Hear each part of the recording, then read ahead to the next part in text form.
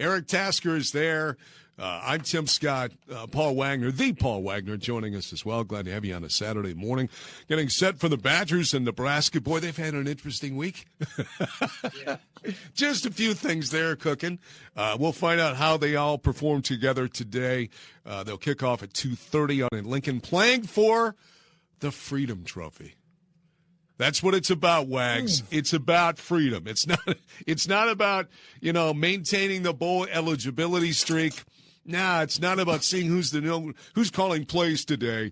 It's about bringing home the damn Freedom Trophy. That's what it's about. Well, that's pretty good because you had no idea they were playing for the Freedom Trophy, did you?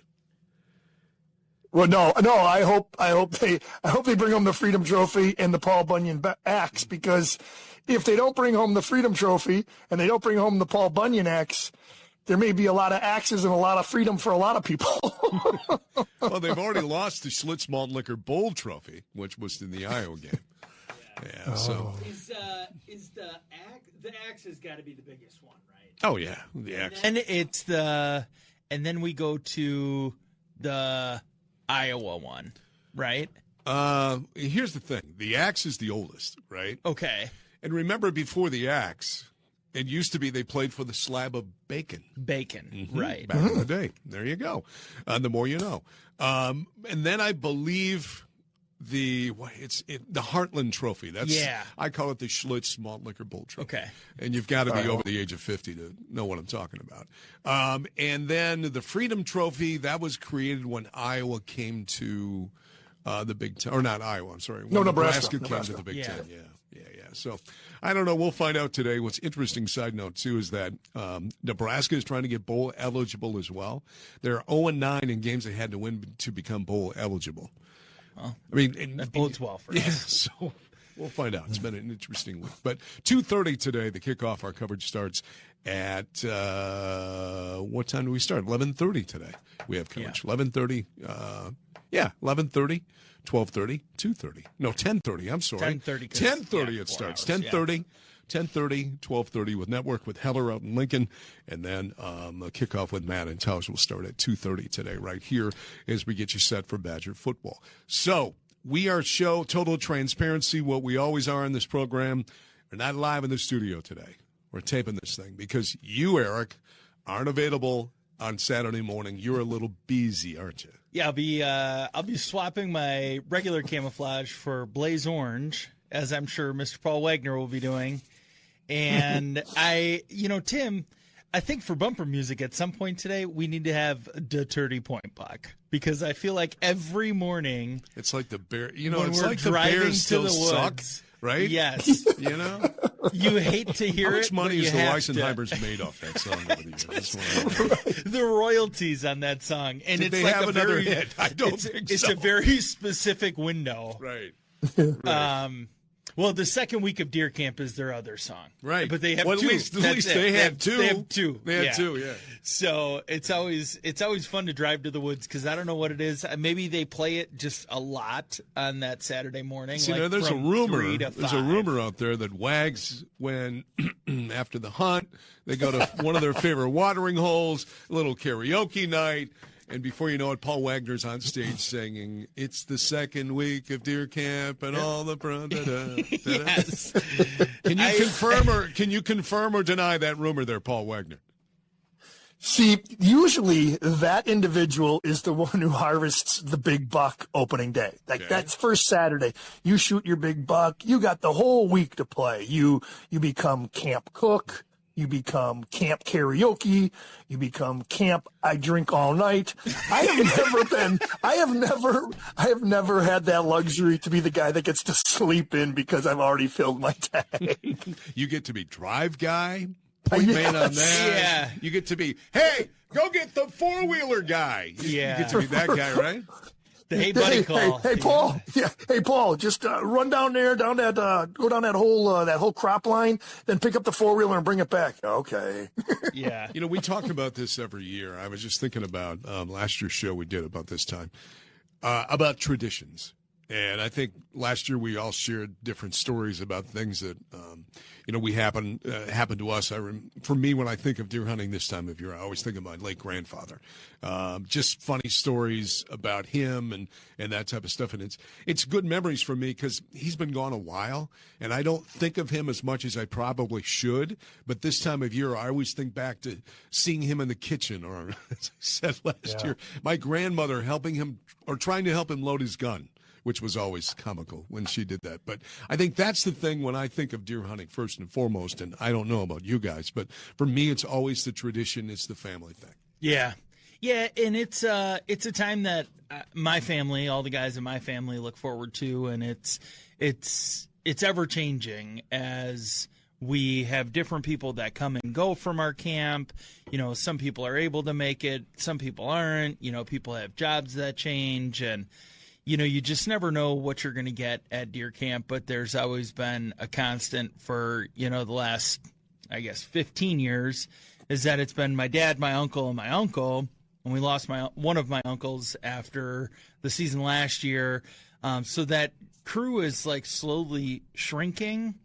And this year, I guess I can say this because my dad won't be listening live on Saturday morning, and he won't be listening to the podcast before we are there on Saturday. But my brother and my two nephews are surprising my dad and my uncle at deer camp this year. Wow. So they're coming up Saturday night. So he has no idea. So neither my dad nor my uncle have any idea that they're coming. Wow. So, and it's something that my dad has wanted for a really long time, for my brother to be able to make the trip up there. And, I think it's going to be fun. I think it's going to be nice to have them up there. Wags, if you could see him right now, he's getting Is he all emotional. smiley? He got a big smile. Yeah, He's got a big smile. He's looks a little wetness coming out of one of the That's eyes awesome. over there. Yeah, That's it'll be great. That's awesome. It's a damn Hallmark moment right here in the studio. Well, and I think a big part of it too is that it's been a tough year for my uncle because we lost my grandma last year, then we lost my uncle, who was a best friend of his for 65, 70 years. And then he lost his wife this year. So there's been a lot of hardship for him. Wow. And even during the bow season, he's like, it's just not the same anymore. And so I think this will be the time that, if ever my brother came, this would be the year just to kind of bring some of that excitement back. And so I'm really looking forward to that. Saturday, we're going to get out of the woods and we're all going to get back to camp. And Tim and my two nephews are both going to be up there. Their plan is to be up there before dark, so when we get back to camp that they're there firing up the grill for us. And I can't wait. Yeah, it'll be exciting, and I think my dad will be shocked. Do you have a camera mounted? I'm going to have to figure something out. Maybe I'll just have my dad drive to the woods that day, and I'll film as we pull back in, and he'll be like, what are you doing with that camera? Yeah, why are you filming again? It was his video contest I wanted to win. Yeah. Well, that is cool. How about you, Wags? What are you doing this weekend? Obviously in the woods, but what are you doing? Yeah, that those are the stories that I like to hear because unfortunately I never had them. And I don't know if we've talked about this in the past. Mm-hmm. My father and my brother were all duck hunters. They were all bird hunters. Nobody liked to be in the woods. They didn't like it. I think Dad had one bad experience that he told me about. They did a drive. This was back in the day when bullets were flying, and you know what? He didn't like it, so we didn't do it.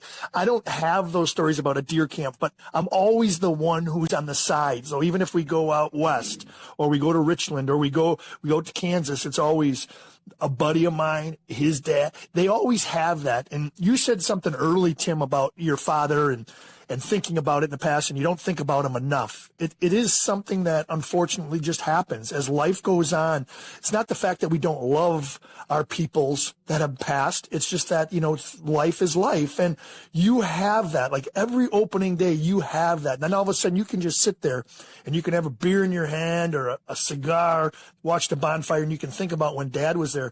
These are things that I miss. I wish I could have this like Eric Scott. He's going to see when his dad is just flabbergasted because the family is there. And those are things to be happy about, to think about, and to continue to be proud of because those are things that I miss. And damn it, I wish I could have had that. Yeah, I think hunting, and it's often, it's glorified, it's crucified, but unless you're involved in it, you don't really understand and appreciate what it's really about. It's not so much Absolutely. about the juice of the kill. It's more about family. It's getting together. It's seeing, friends that you don't see. It's just those special moments. And I think sometimes that story is lost, and that's the story that should be talked about more, is the fact that, I'm sitting here and you're talking about your family situation, and I'm kind of missing my grandfather right now. Yeah. And I haven't thought about my Grandpa George in a long time. And I'm just thinking about memories and stuff with him. And, one of the best possessions I have is I have my dad's deer rifle. Yeah. And when I was a kid, I saw my dad shoot a lot of deer, with that gun. I saw my dad miss a few deer with that gun as well. And my dad, oddly enough, would blame the scope, or he would blame the wind or something like that. But one of my cherished memories is that I had the gun fully restored. Yeah. So it looks like the day he bought it in 1971. It's a 270 Winchester. And I have the original scope on it. A Tasco 4-power scope. Yeah. And then I later used that for years as well from a hunting standpoint. But when I had it restored and I brought it upstairs and I showed it to him, the smile on his face, because it took him back to that day at a Bell Scott store in La Crosse, Wisconsin, Wax, where he bought that gun and the memories he had with it too. So I think that's the thing when we talk about hunting. That's what's lost a little bit. Yeah. Yeah, I don't know, Wags. I wish you were right next to us here, because then we could get you to somehow. We just tear do a up group. little We bit, just but- do a group hug right now. Yeah, and but that's I think Wags just said hell no. So. that's what I enjoy so much about the hunting season in general, because you get. It's that time every year where you're going to spend time with your best friends or your family or whoever it is. And for a lot of us, for me, it was going back home. right. I'm not home. Yeah. I haven't lived at home since I've been 18 years old. Yeah. And that for me, it was to go back home, to go back and see my high school buddies. Yeah. We always planned a kind of a mini reunion over deer hunting, that type of stuff. And to me, that was really, really special. Yeah. And you get that time to go back to those bars that you have so many years of history of going to. And you go back to that spot in the woods and you sit in your favorite tree, or you are back at the cabin, or you're back at whatever spot that has however many years of history. I think about all the times that we go. There's this place up north called the Buckhorn. And it was the Buckhorn when my dad and my uncle started going up there many, many years ago. And they used to talk about how they would always just walk in the back corner door, and they would sit in the last 5 spots at the bar, and they would help out being security. And then when it burned down, and then it went and changed hands, and they love retelling those stories every year.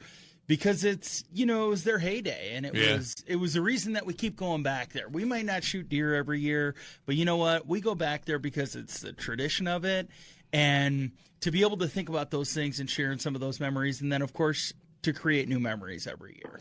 So as we said at the beginning of the show today, we're actually taping this because I'm busy today. You guys are out in the woods doing your thing. We wish all of our listeners out there the best of success. But so I was supposed to be here early today to tape this with you guys, and because of the damn daylight savings time, and because it's so cloudy and dark, I just kind of slept, and I woke up. And I don't know if you, Wags, what time generally does your body clock say, "Hey, it's time to start your day"? Well, when my body says, or when my mind says I should start, and when my body says I should start are 2 different times. But you know what? The dreary days and the cold and the late darkness, it'll affect you old guys. Like us. See, like for me, I'm about at 5:30 in the morning. Every day I woke up like at 5:30. Today, not the case. For whatever reason, it was not the case. The reason I bring this up, Wags, is because you can be misled about when it's time to get out of the woods and when you can get in and start your hunt. And I think that's the thing sometimes people get in trouble about, but there's a quick and easy way to find out when you can start your day and when you should end your day, right? Exactly. You know, and we miss those days when we used to buy our licenses at the bait shop or the gun shop or the gas station, or even those who don't go to, like, let's just say a Walmart or a Fleet Farm anymore. You got to go to dnr.wi.gov and you'll get that copy. You can get a copy of the regulations. And the regulations are things that we all know, the addition of a air rifle now, maybe you're baiting, whatever little tidbits you want to pick up on. But that back page always has the shooting hours chart. And just remember, you north and south, and you look at your last thing and you add your minutes. And us down here, we add 4 minutes. But I think that's very important. Just keep that in mind. Obviously, the dusk, and everybody thinks that I can shoot 1 more minute. I can shoot 1 minute early, or I can shoot 1 minute late. Follow those regulations on the back of that pamphlet. Add your minutes, and you know, follow the rules. We can always do that. And as we know, once you recover your animal, you got, you know, till 5 p.m. the day after. And again, that one, you go to Game Reg, if you don't have a DNR wild card or whatever you do, gamereg.wi.gov. So recover your animal, 5 p.m. the next day, report it, and remember, check your shooting hours on that back chart, adding and subtracting minutes. Have you guys ever passed on a deer late in the day? I mean, like late in the day, because I have. You know what? Well, what the scenario that went through my mind. He's wearing was, a hat right now that says "Brown is down," so Yeah. I highly doubt it, Wags. Well, the thought that goes through my mind. So I actually shot my buck, my biggest buck. I shot at like 5:35. So we had like 20 minutes before dark to look for it. But what I think every year is, I'm going to shoot a deer right at last light, and my dad's going to be pissed because we're looking for it in the dark. Oh, I think about that every day. That's why I passed. Yeah. Because my dad would have been hot if I would have done that. My dad hates doing that.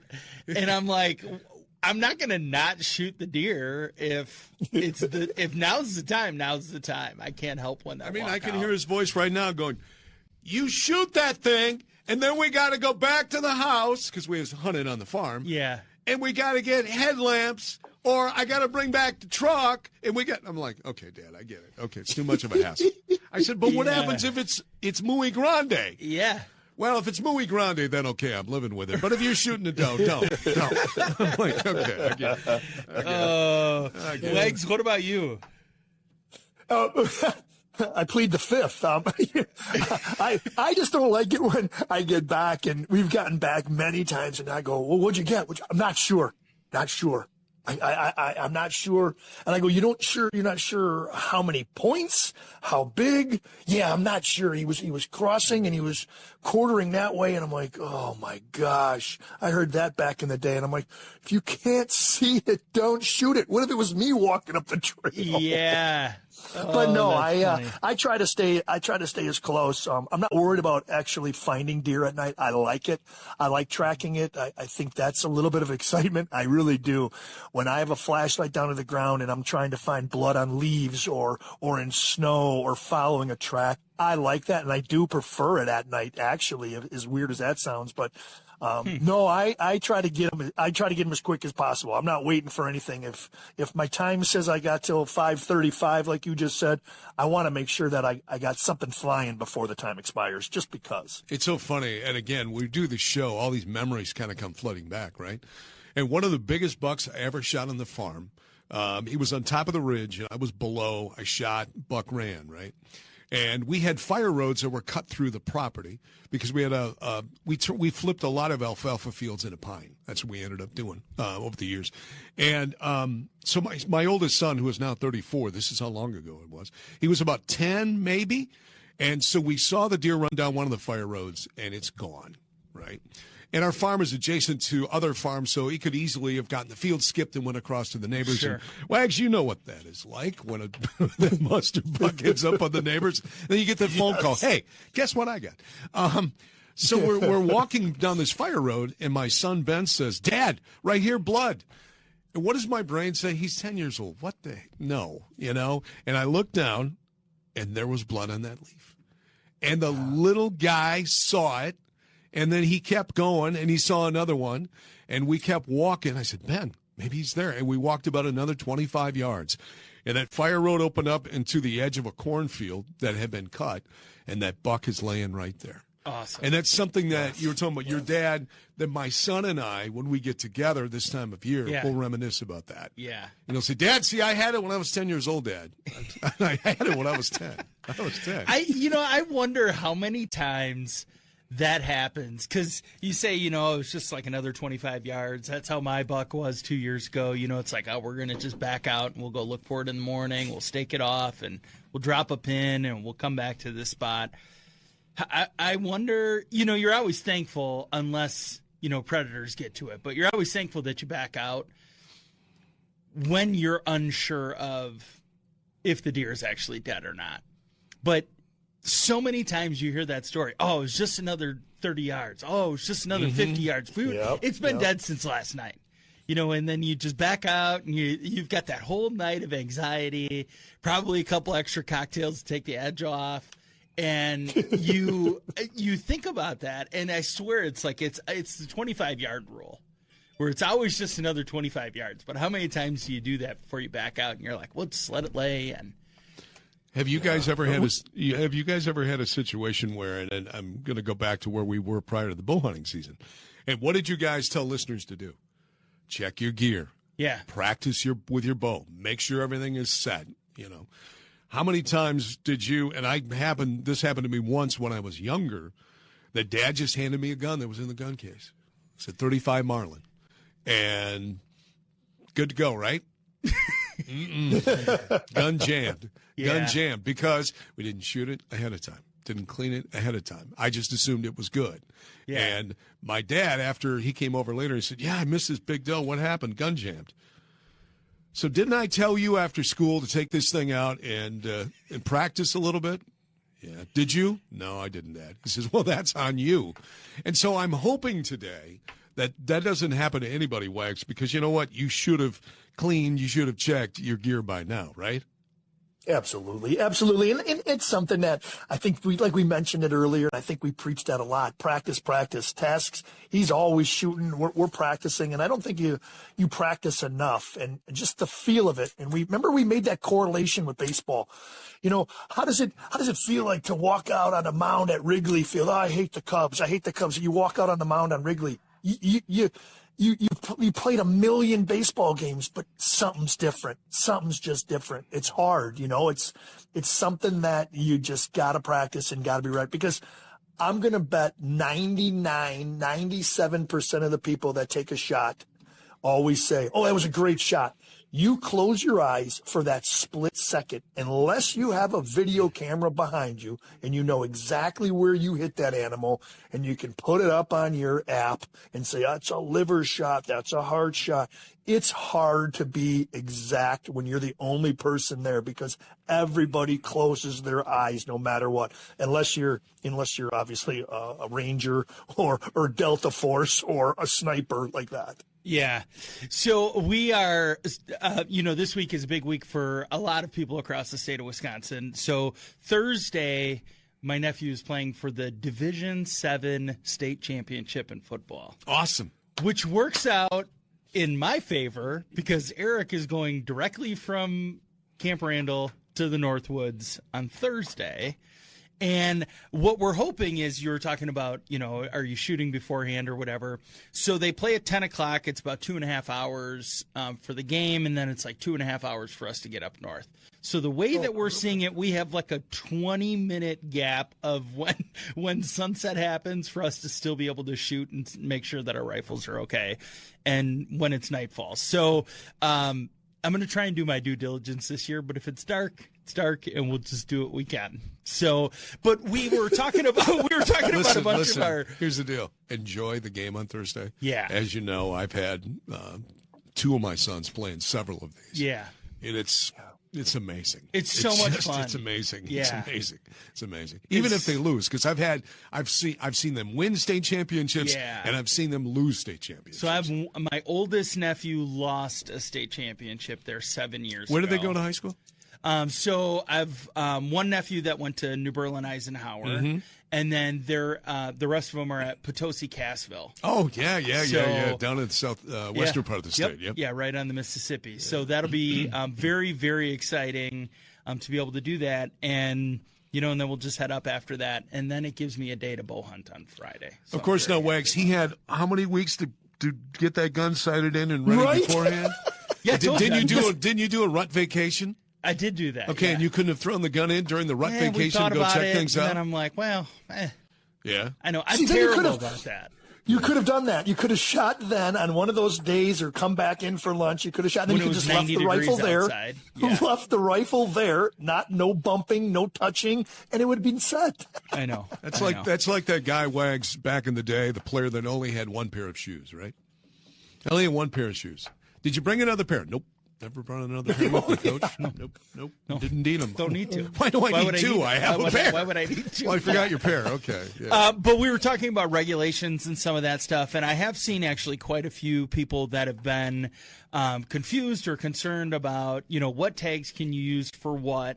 And if you have antlerless tags, so if you have your doe tags that are good for whatever respective county you're hunting in, those are not weapon specific. So if you have doe tags, you can fill those with either your bow or your gun. They're valid in either season. Your gun tag for buck is obviously your gun tag for buck. Your archery tag is good for archery. But the only time that switches is when you can use your bow to fill your gun tag. And unlike years in the past, they changed the regulations where you couldn't hunt the day before the season with a bow. You can now do that. And they also changed it so that you can use, if you don't have a firearm, whether that's shotgun, rifle, whatever you would use, you can use your bow during the gun season. And if you fill your buck tag with your bow, you can use your firearm, your gun tag for a buck. So, Wags, so I don't know if you knew that, but yeah, you can actually, using your bow to fill your gun tag is the only way that it works in reverse. So November 23rd to December 1st, which is the gun season, I can harvest a animal with my bow. Yes. And I can use my gun buck tag. Correct. What about post-gun season? Now we go December 2nd to December 10th. Muzzleloader, which is where you use your gun buck tag. If you haven't filled it during gun season, now you can use your gun buck tag for muzzleloader. I believe it is the exact same. Because you use that tag, because you don't have a separate muzzleloader tag, right? Nope. Yeah, Just so roll it would with be your the gun. same. So you can still use that during that time. Wow. Interesting. Very Which interesting. is nice. So if you Go do to the wanna, DNR website for further clarification. Yeah. And so if you wanted to, like say you have an opportunity to be able to take, a buck with your bow during that week, you'd be wise to do that and fill it with your gun tag, because that's obviously it's only valid for 2 weeks or, with including the muzzleloader season. So I've had I've known friends that have done that, because then they're like, well, I can still do late season then, and I can continue to bow hunt and still have a buck tag. I worked at a country station in a town that no one's ever heard of. And this was the big thing. We did a Saturday night request show. And on opening night of the deer season, I bet you I played that and 30-point buck at least 5 times. At least once an hour. It rotated between the two, because that's all anybody wanted to hear at that time. Wow. 1987. 87. The second week of Deer Camp was released. So yeah, it is that was 1 right. year I was younger in than I I was in Holman, Wisconsin, doing radio at that time. Wow. Yeah, there you go. What a doing a great Saturday song. night request show, playing Yeah. the Yoopers. That's what I was doing. Hey, I've got an update for you guys on the Yoopers. Are they on tour? On that poaching case. Oh, the one So in the big one Washington here County? for Washington County, yeah. So 3 misdemeanors have been filed against the woman, the adult, the oldest of the 4 in that. Brownsville woman allegedly involved. I love how they have to keep using that until she was actually charged. 3 misdemeanor charges that could potentially result in $22,000 in fines and 2 years in jail if found guilty, and maximum penalties applied. So the three misdemeanors are contributing to the delinquency of a child. I guess that's an understatement. Illegal shining of deer or bear, and obstruction of a conservation warden, according to their complaint. Now, this was, these were her children? I think she was the aunt. She was the aunt. Okay. Yeah. Right. Okay. And honestly, I still feel like that's very light. Yes. It's I just, think so, it's too. not enough. It's not enough to set, unless it does end up being that she was not like harvesting the animals. I mean, she's still being charged with misdemeanors for that, and the kids end up getting harsher penalties. It doesn't have any information on what they're doing for them yet, but This would have yeah, made a it's great just- episode of Northwoods Law. oh my gosh. Ever watch that show? So here it does. The game wardens. Yes, that's right. Yeah, Yeah, I love right. that show. So here it does say that one of the witnesses said that the juveniles is the one that kills the deer. So Well, it but was someone not has to her. point him in the right direction, right? Right. So she's an So I'm- accomplice. I'm wondering if that will change as this kind of unravels here. But it's still frustrating because it's like, who knows how many like great deer they've actually taken, like bucks they've actually taken out of the gene pool and whatever. So there's an update on that. So they're starting to kind of put this case together, and it'll be interesting to see what ends up happening with that as that kind of unfolds. Wegs, you used to be, well, not used to be. I mean, you're a sucker guy for muskies, right? Yes. No. You mean sucker like Bait. actual live bait sucker? Yeah. No. No planer boards, no suckers. Okay. No soakers, no nothing. I'm strictly a river guy. I'm casting and hitting holes. You're a sucker for a good muskie. How about I'm a you? sucker for You're a good laughing. muskie, but I Tim's don't use laughing suckers. over here. Well, I'm just laughing because my mind flashed back to the beeper story again. Where you set that up and then you lead him in by saying, "You're a sucker for muskies, aren't you?" So He's and the reason learning. He's learning, Wags. All these shows, he's starting to learn the craft. Yeah, I saw.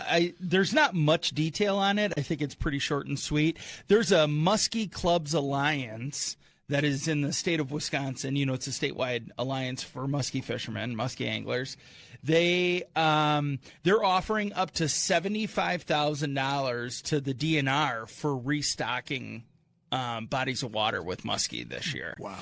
So it is. It's something that's still it hasn't been finalized yet, but they want to just obviously a substantial cash gift to mitigate proposed cutbacks in muskie stocking for 2025. So all the efforts and all of their fundraising that they've done, it's good to see that there's some groups, small local groups that are making a big difference in trying to help with restocking population. Especially with muskies too. Yeah. I Yeah, mean, they're such a desired fish, and the fish of one cast, 10,000. 10,000. 10,000 casts. It's different when you do it on your first cast and you don't have to work for it. And then Hey, you cut your before we finger open. And you lose a thumb. Yeah. Yeah. or an ear, like I hooked my father in an Yeah. ear once. Boy, where are you throwing to? Sorry, Dad. Before we leave, though, let's talk about Bunzels. Yeah. So Bunzels, like I said, there's still time to get your Thanksgiving dinners ordered there. Start planning ahead for your holidays ahead in December. Great offers for that. And then, of course, if you need By the to way, take a couple. can I interject about Yeah. Bunzels? Okay. I'm not going to name names, but there are several fast food places Ooh, okay. that are now offering get your turkey here. Oh, wow. Get your Cajun turkey here. Wow. They're fast food places. Yeah. Some of these places are chicken places, Ooh. if you know what I mean. So they're And so they're suddenly, hey, let's go to fast food place A to get our turkey on Thanksgiving. No, you don't go to a fast food place to get a turkey on Thanksgiving.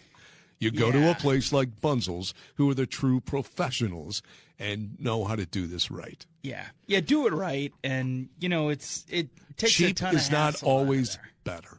And you'll be back again. And you'll be back Yes, again. And you'll be yes. back again. Yes. And then you can grab some hot sticks while you're there. You can grab some of the honey mustard cheddar brats while you're there. Well, when you think about Thanksgiving dinner, sometimes, the bird and all the trimmings are great, but man, sometimes the appetizers beforehand, And that's where the the Bunzels can help you out in that regard too. Yeah. Maybe you're going to do your own thing. You're cooking Grandma's recipe. We'll go into Bunzels beforehand, and then, of course, guess what happens on Thanksgiving night? You got the Green Bay Packers are playing Thanksgiving night, right? If you're still awake, well, because you might overeat and you might be. I'll be outside Lambeau Field saying, "Hey, thanks for listening." Yeah. Thanksgiving night, yes, awesome. Yes. And then the next day you roll into what? Badger football. Right. They wrap up the season, as Wag said at the beginning of the show. Got to claim the axe. Well, we have the axe. We won last year. Yeah. So we need to hold on to the axe. But if you're going to go do some tailgating around Camp Randall Stadium, do your Black Friday shopping in the morning, then you segue over to the camp, fire up the grill, and get after it with some Bunzels. They're there for you, aren't they? They can handle all that entire weekend. Yeah, just, make sure that you stop by. I have a feeling that it's going to be pretty busy for the next week or so. We talked about this last week, didn't we, Paul, about processing? Do they do processing? They do, yes. Right. And so I met with them last week, or I stopped in there last week, and they said that they've been busy, but they're not at the point where they're not taking deer. But, once we get to the gun season, you never know how crazy they're going to be. So call first. As I've said in the past, make sure to call these places because, a lot of people aren't right down the street from, their meat market that they take their deer to. And you might get there and they might turn you away. So just if you're able to call ahead, they might tell you, hey, just wait until later on or, whatever it might be. But a lot of these places are really starting to fill up. And now once we flip the switch for gun season, a lot of these places are going to be crazy. Hey, Wags, I know that they were great partners of ours during the season. Speaking of your other side hustle, which would be the Dock Hounds. Man, I come by a couple of nights a week. The park is all lit up. There's still stuff going on over there at that stadium this time of year, right? Oh, it's absolutely crazy. Events are going on. The Dock House is open. You can come in there. You can grab burger sliders. Sergio is our chef. He puts together great appetizers, great meals. He's a great second baseman back in the day too. Yes, sir. And then the great Joey Albanese's fish fries on Friday nights. Now as we move into the new year, I believe Friday nights become every Friday night. Leading up to the holidays, it was every other Friday, I believe. But again, so many events, so many different things, so many players that are coming back. This is really crazy. Going into our fourth year, we have about a handful of 6-7 guys that are coming back. They're making stops in. Dominic Stern, who is our radio guy, he is doing live broadcasts multiple days during the week, interviewing players, seeing what they're doing in the off season and stuff. But again, a great place to go up there. You stop by, grab something to eat, grab a cold beer, and just listen to some of the guys talk. And then again on Friday, fish fry.